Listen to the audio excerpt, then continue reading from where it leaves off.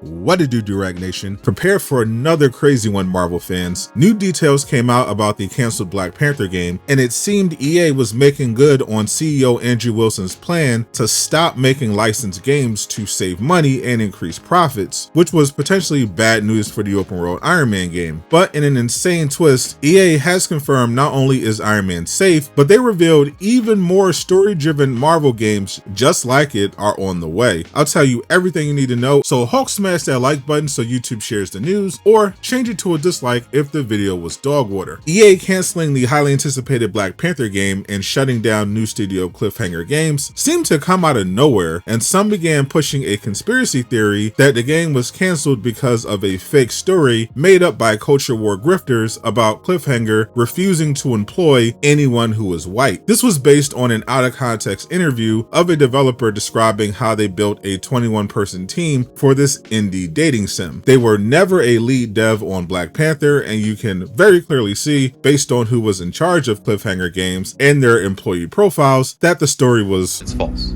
No way.